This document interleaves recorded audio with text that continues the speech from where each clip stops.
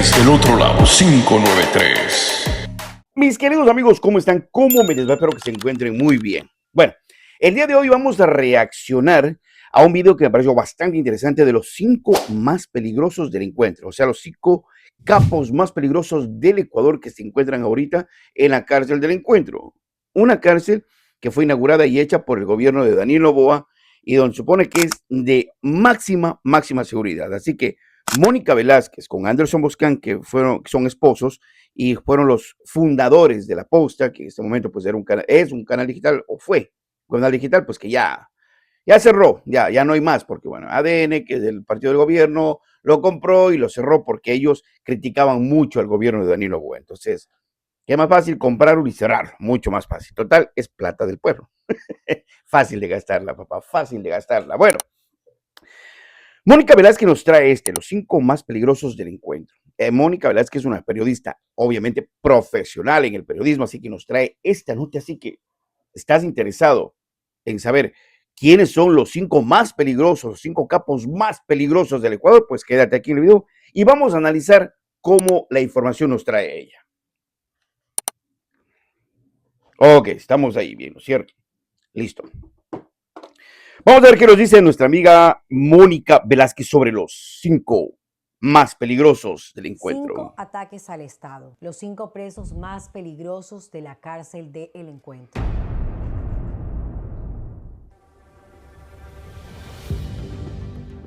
Hola, yo soy Mónica Velázquez y reportar sobre crimen organizado me llevó al exilio. Hoy, desde un lugar seguro, te cuento.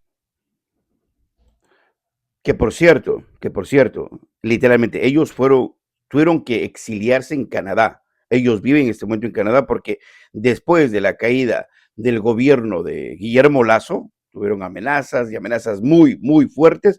Entonces, ellos optaron por ir a vivir en Canadá y desde ahí hacen su trabajo y desde ahí pues tienen su canal que nos trae toda esta información. Sigamos. Toda una arquitectura del Estado ecuatoriano fue atacada en los últimos 3 años. Mataron a un periodista que era candidato a presidente. 39 reclusos se fugaron de una cárcel y forzaron al país a declarar guerra interna. Un líder criminal pagó $1 millón en sobornos para escaparse de prisión. Y una patrulla militar fue emboscada en la Amazonía y murieron 11 soldados. Y a un juez le hicieron la seña de muerte en plena audiencia. 5 casos, 5 frentes, 5 hombres detrás. Y todos, los 5, hoy duermen en celdas individuales de 6 metros cuadrados en la misma cárcel. Hoy... Un ratito, a ver, hay que tomar en cuenta lo siguiente, ¿ok? Antes de que la cárcel del encuentro esté activa y que estos capos estén ahí, antes estaban en las cárceles regulares, por decirlo así, las cárceles normales. Y ahí todo el mundo y todo el Ecuador sabe que lo manejaban ellos mismos. Los capos, las pandillas no manejaban estas cárceles. Es por eso que ella dice que algunos pues salían con ayuda de los militares, pagaban a los militares y salían, hubo ese caso. Los otros se escapaban, otros mandaban igual a hacer las extorsiones, matanzas, robos y todo lo demás dentro de la cárcel, mandaban las órdenes hacia la calle. Y también sobre la muerte de Fernando Villavicencio, que era periodista y fue asambleísta y también candidato a la presidencia del Ecuador. Pero eso fue bajo el cuidado del gobierno de Guillermo Lasso y hasta la fecha,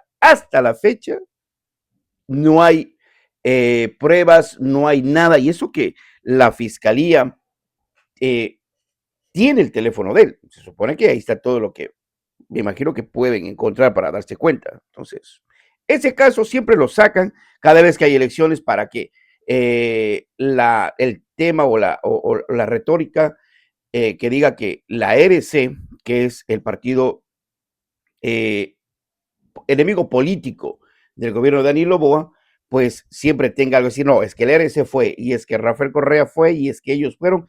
Cada vez que hay elecciones sacan eso, es que volvemos a tener un testigo clave en el tema de Villavicencio, y llevan muchos años con esa vaina, y bueno, no quieren sacar Hoy la les verdad. voy a contar quiénes son los 5 presos más peligrosos de la cárcel de El Encuentro y por qué cada uno representa un capítulo distinto del colapso del Estado ecuatoriano. Para entender quiénes son estos 5 hombres, hay que entender el lugar de donde los pusieron. La cárcel del Encuentro es el centro penitenciario de máxima seguridad más importante que ha construido Ecuador. Está en Santa Elena, en la costa, a varios kilómetros de cualquier ciudad. Costó $52 millones. Tiene muros de 9 metros, 6 torres de vigilancia, bloqueadores de señal celular y satelital. Sigue el modelo del SECOT que construyó Nayib Bukele en El Salvador. Para fines de 2025, el Ecuador había batido todos sus récords de violencia. Tercer país más violento de América Latina y el Caribe. 50 homicidios por cada 100.000 habitantes. Y las cárceles, dijo el propio presidente Daniel Noboa, habían dejado de ser cárceles, eran centros de mando. Vamos también por otra parte.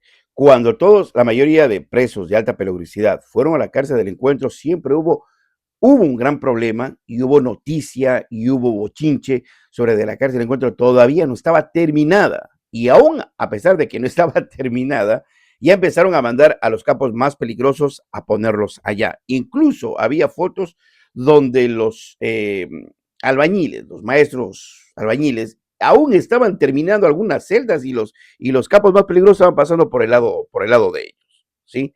Entonces, eso también hay que recordar de lo que pasó con la cárcel del Encuentro. Y pues, ahorita también, aunque duela reconocerlo y aunque a algunos no les guste escuchar eso, la cárcel del Encuentro, aparte de tener a los criminales más peligrosos, a los mafiosos más peligrosos, también sirve para poner y guardarlos a sus enemigos políticos del gobierno del Ecuador. Aunque no te guste escuchar. Encuentro es la respuesta institucional y los 5 hombres que les voy a presentar son la razón. El primer ataque, la política. El primer ataque fue contra la política. 9 de agosto de 2023. Fernando Villavicencio sale de un mitin en el Coliseo El Arbolito en Quito. Era candidato presidencial. Había sido también periodista de investigación. Lo acribillan en plena vía pública. Los sicarios son colombianos, traídos desde las afueras de Cali. Villavicencio fue asesinado como candidato presidencial y como una de las personas con mayor protección del Estado, pues era considerado aún como asambleísta, un funcionario con riesgo. Su crimen dejó un mensaje claro para todos: nadie está a salvo de las mafias. El hombre que coordinó su asesinato se llama Carlos Edwin Angulo Lara, le dicen Invisible, y se ganó el alias porque cuando dio la orden de matar a Villavicencio estaba preso. Lo hizo desde su celda en la cárcel de El Inca en Quito, por videollamada. Para 2025, en otra celda, la policía le encontró un iPhone y una minicámara escondidos. La fiscalía dice que los lobos recibieron $1 millón para organizar el crimen. Nadie sabe todavía quién pagó. El segundo ataque. Es solo para que veas la magnitud de cómo está, no cómo era, por si acaso. Este video solo está relatando de los 5 capos peligrosos. No es que pasó, sigue pasando hasta ahora en la actualidad en el Ecuador. Y la cantidad de dinero que se mueve dentro de la mafia conectada a la política y conectada a los funcionarios públicos. Ahora, Fernando Villavicencio también tenía muchísimos problemas, de los cuales nunca quisieron sacarlos a la luz. Y ustedes, me imagino, no sé, los que están viendo este video, podrán recordar que hubo hasta chats supuestamente que salieron desde su teléfono y involucraba a muchas personas públicas pidiendo money para no sacar información. Eso de Villavicencio fue terrible. Y es más, muchos dan la teoría de que cuando la muerte de Fernando Villavicencio le dio la presidencia a Daniel Noboa. ¿Por qué? Porque entre los que, más estaban favoritos para las presidencias era ni siquiera Daniel Noboa. Daniel Noboa no tenía nada que ver ahí, ni siquiera se acordaban de él. Estaba Luisa González, que es la candidata del RC, y Fernando Villavicencio, que era entre los más sonados, ¿sí? Entonces, cuando muere Fernando Villavicencio, ahí es cuando empiezan en el debate Daniel Noboa a hablar y empiezan a recordar quién era Daniel Noboa, porque nadie se acordaba de Daniel Noboa. Así que Fernando Villavicencio tampoco es que era la perita en dulce, tenía muchísimos problemas políticos y todas esas vainas. O sea, no es que era, o sea, pobrecito, un héroe nacional como muchos dicen. Al sistema penitenciario. El segundo ataque fue contra el sistema que debía contener a los demás. 7 de enero de 2024, Adolfo Macías, alias Fito, líder de los choneros, se fuga de la penitenciaría del Litoral en Guayaquil. 9 de enero, en la cárcel de Riobamba, 39 presos aprovechan el caos de los motines y se escapan, entre ellos Fabricio Colón Pico, Capitán Pico, cabecilla de los Lobos en Quito. Esa misma tarde, hombres armados toman las instalaciones del canal TC Televisión en vivo. Frente a las cámaras, el país entero ve el secuestro en directo. Esa misma noche, el presidente Daniel Noboa decreta el conflicto armado interno, la primera vez en la historia republicana del Ecuador. Capitán Pico estuvo prófugo casi 4 meses. Lo recapturaron en abril en Puerto Quito. Se había teñido el cabello de rubio. Acumulaba 17 capturas previas y 30 procesos judiciales en 27 años de carrera criminal. La fuga de Fito fue el escándalo. La fuga de Capitán Pico fue la Eso fue. El Estado había perdido el control Eso de fue. sus propias cárceles. El tercer ataque a la integridad institucional. El tercer ataque fue desde adentro, junio de 2025. Otro fugitivo, pero esta vez no aprovechó un motín, esta vez compró su libertad. Rolando. A ver, antes de que Mónica Velázquez nos diese, quiero contarles esta parte. A ver, en las cárceles, antes del encuentro, siempre llegaba la policía, los militares y cada gobierno, todos los gobiernos, Moreno, Lazo y ahora Noboa, antes de que hice el encuentro, no, es que entramos, decomisamos armas, decomisamos esto, decomisamos drogas, decomisamos todo, limpiamos las cárceles. Entonces, 15 días después, otra vez surtido a las cárceles con armas, con drogas y con todo. Pasaba un mes y otra vez iban a sacar todo y que sí, que las fotos y las noticias, es que encontramos y desarmamos a las pandillas, en las mismas fotos, no sé qué armas y todo. Pasaba un mes y así era esa vaina. Cada mes, cosa que la gente decía, bueno, ¿qué es esto? O sea, puta madre, que mejor ya hagan un cronograma de cuántas veces van a ir ya para, pues, por lo menos, ¿sabe? Porque eso ya no se volvió sorpresa, era, otra vez, otra vez. Federico Gómez Quinde, alias Fede, sucesor de Fito como líder operativo de los choneros. Se escapó de una cárcel ecuatoriana pagando aproximadamente $1 millón en sobornos a funcionarios penitenciarios. Su espectacular salida lo llevó a la primera plana, porque en una cárcel militarizada salió vestido como militar y escoltado por la ley, que en lugar de controlarlo, lo protegía. No escapó, pagó. La diferencia importa. Lo recapturaron en octubre en Medellín con documentos falsos y la pregunta que dejó en el aire no fue cómo escapó, fue esta: ¿quién en el Estado ecuatoriano vendió la llave? El cuarto ataque a las Fuerzas Armadas. Esa fue también la noticia aquí. O sea, claro que traiga, pero también chistosa. Y nunca salió, jamás salió nadie, ya sea de parte de la administración de las cárceles, de los policías o de los militares, nadie salió perjudicado. O sea, nadie salió preso, estos vendieron, no hubo investigaciones, nada. Bueno, se escapó, pagaron, bueno, ahora ya le recapturamos, ya, no sigan molestando, ya no estén preguntando más. De esa manera se sigue manejando el país.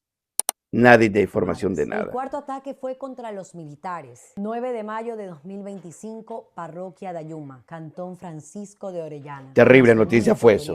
Una patrulla militar opera contra la minería ilegal. La emboscan con fusiles de calibre .556, lanzagranadas, explosivos artesanales y drones de vigilancia. 11 militares ecuatorianos asesinados, 1 herido. Los atacantes son los comandos de la frontera, una disidencia de las FARC colombianas que rechazó el acuerdo de paz de 2016. Ex guerrilleros con entrenamiento militar. Su cabecilla en Ecuador se llama Roberto Carlos Álvarez Vera, le dicen Gerente. Cuando los militares caían en la Amazonía, Gerente vivía en Abu Dhabi, en Emiratos Árabes Unidos. Las autoridades emiratíes lo habían detenido, pero un juez lo había soltado bajo fianza. Vivió 6 meses libre en uno de los países más ricos del mundo, con el dinero del oro ilegal y la cocaína colombiana. 30 de diciembre de 2025, después de que Noboa negociara directamente con los Emiratos Árabes, un avión aterrizó en Guayaquil cerca de la medianoche. Gerente bajó con un chaleco antibalas, casco y escolta militar. Lo llevaron directo a El Encuentro. El quinto ataque al sistema judicial. El quinto ataque fue contra los jueces. Septiembre de 2014, la policía detiene en Guayaquil a un ciudadano serbio de 45 años. Se llama Serdán Yezdimir. Le dicen Batre. Le encuentran 153 kilos de cocaína, un teléfono satelital y dinero en efectivo. Lo condenan a 17 años de prisión. 2018, un juez de garantías penitenciarias de Guayaquil, Cristian Roca, le rebaja la pena a 10 años y le otorga prelibertad anticipada. La justificación oficial menciona buen comportamiento, lectura de libros y terapia con origami.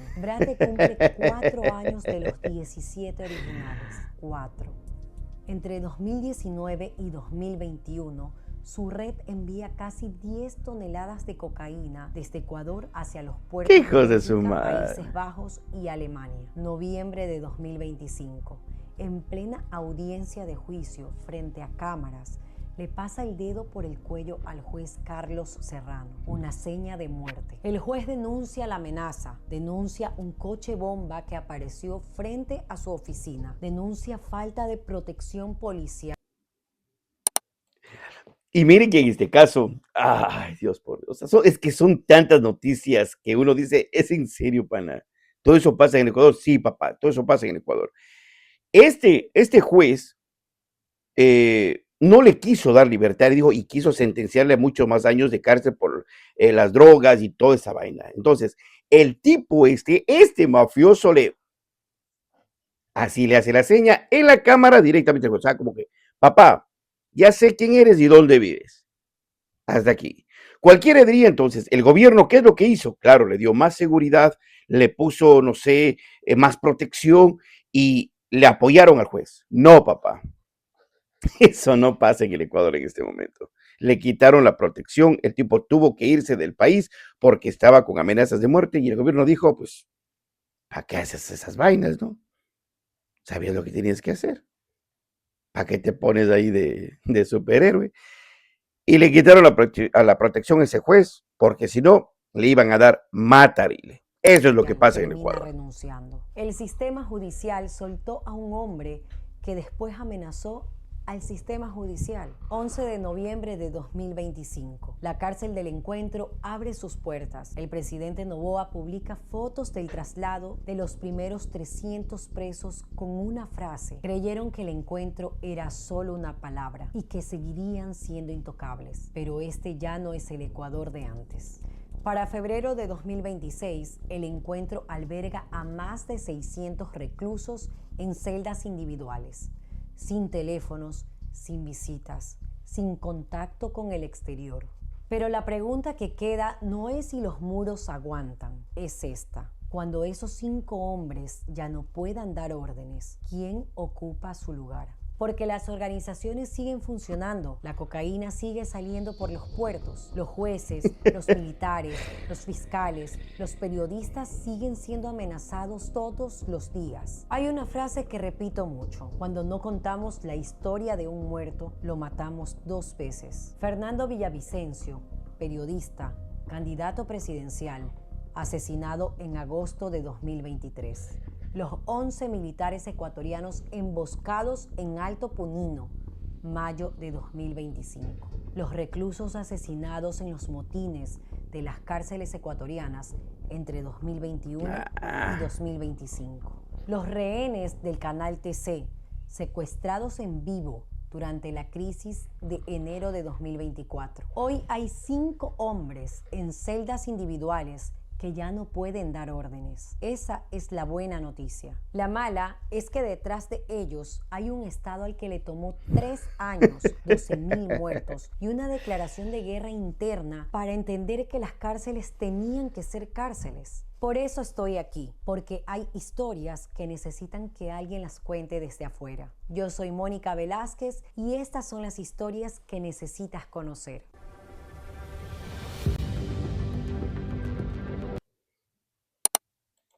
Mónica Velázquez, excelente periodista, oiga, qué cosa tan buena este reportaje, este mini reportaje, no dura mucho, sobre los 5 capos. Ahora, hay que recordar muchas cosas, que el gobierno también de Guillermo Lasso, y si no me equivoco, de Lenín Moreno, hubo unas masacres en las cárceles, una cosa increíble, una vaina que solo en las películas de terror de aquí de Hollywood, en los Estados Unidos, hubieras dicho, ahí sí, no, hubo en la vida real y en el Ecuador. Sin contar que el Ecuador en el 2025, o sea, el año anterior, terminó como el año más sangriento en la historia del Ecuador. O sea, no es que se han arreglado las cosas, como aquí Mónica Velázquez nos dice, bueno, la buena noticia es que estos tipos están encarcelados en este momento, pero no es que se les encarcelaron y todo ya se acabó. No, hay muchísima gente detrás de ellos que toma sus lugares y esta vaina continúa. Y créeme, continúa. Porque los envíos de droga, las matanzas, los secuestros y toda esa vaina que está pasando en Ecuador sigue pasando hasta la actualidad, hasta el día de hoy que estamos domingo 14 de junio. Entonces, la cosa está grave, la cosa está dura en el Ecuador, bien dura, y al parecer no hayan solución. Esta clase de parches que, bueno, de cierto modo son buenos, los tienen ahí, pero, o sea, papá, todo sigue igual, o si no, déjame tú en los comentarios. ¿Qué dices tú? ¿Crees que porque estos 5 tipos ya están en el encuentro, las cosas también en el Ecuador, crees que literalmente el gobierno ha hecho algo bueno? No sé, pero me pareció excelente el trabajo de Mónica Velázquez. Síganle también en sus canales, síganle en TikTok, Anderson Boscan, que todos los días tiene un buen noticiero para seguirnos enterando de las cosas. Y el día de hoy juega el Ecuador en el Mundial, así que nos despedimos para poder también ir a echar ojo al equipo de Ecuador. Vamos Ecuador, vamos Ecuador. Ojalá ganemos y ojalá que el próximo video para el canal estemos festejando la ganancia del Ecuador. Mis queridos amigos, nos estaremos viendo en el siguiente video desde el otro lado 593. Desde el otro lado 593.